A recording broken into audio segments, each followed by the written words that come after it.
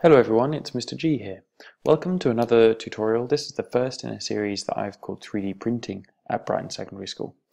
What we're going to be doing today is looking at slicers. Slicers are programs that enable you to convert a 3D file, such as an STL file, into a sliced file, which you can save in the slicer program, or you could export it then into a G-code.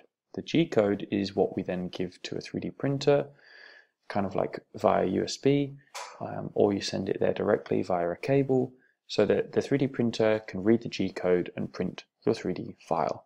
And so this is the intermediary step you have to take between having a 3D print design, digital design, to a 3D object. So, slicers.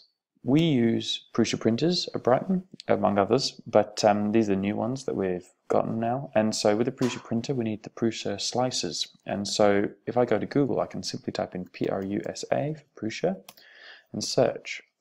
The website we want is not the shop.prusa, but the prusa3d.com.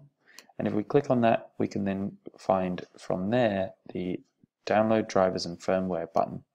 From selecting this one, we can select the download for Mac OS, making sure that this is the i3 Mark III because that's the type of printers we've got. We don't want any of the other ones. So we select that for Mac. If you're on a Windows device or even a Linux, which would be surprising, you're welcome to download those versions instead. So this will take a few minutes because I'm not at school, and I suggest you do this at school so you don't use your internet, because it is 0.5 GB of data, which isn't as much nowadays, but back in the day that would have been a lot. So I'll time-lapse this bit for you.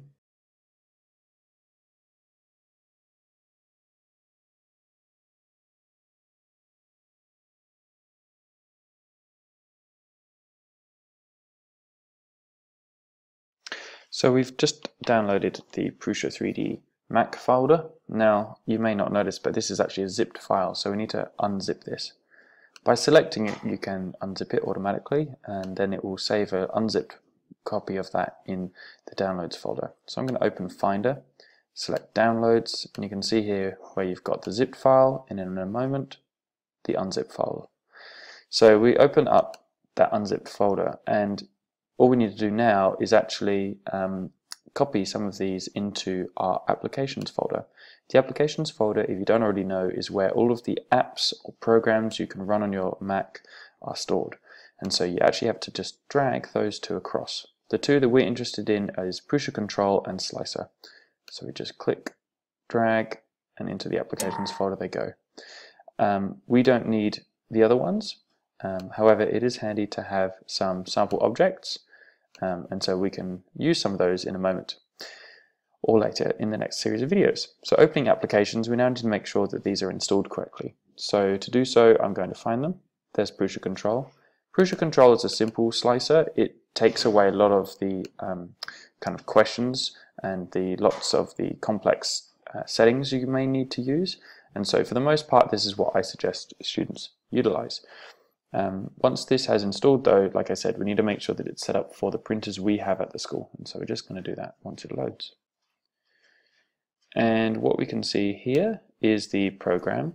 What we need to double check though is that it is correctly set up. So we go to Settings, Prusa Control Settings, and then we make sure that it says Original i3 Mark III. You may have had Mark II before, which would mean that you didn't have quite the right build plate, as you can see below when I changed it. So we just make sure that that is i3 Mark III with a nozzle at 0.4. Click OK, and that's now correctly set up. So having closed that, I'm going to open the slicer version, click Open. You may get a pop-up that says that that is not secure or safe to open. If that's what occurs, click OK and then go to Security and Privacy, and you'll have a pop-up here that says you just tried to open this program, which was from an unknown developer. Would you like to open this? And there'll be a button that says Open Anyway. You'll then have to type in your password, but that'll override the security settings on your computer. What that's doing is stopping you, as this kind of options here say, from downloading an app from anywhere and installing it from anywhere. So it's important, for security that we don't usually let that happen. But in this case, we know these are pretty safe. This then is the more complex system. to use. It has a whole range of settings compared to the other ones, and then there's all these other ones along the side here, so you can really modify things. But to make sure, and that'll be covered in another video, to make sure this is ready for use, just make sure you've got the right printer selected. So under the drop down, you've got i3 Mark III, and it doesn't have 0.04 nozzle because that's the standard one, which is what we've got. So as long as you have those set up, you should be fine and ready to go. Good luck and happy printing. I'll see you in the next video.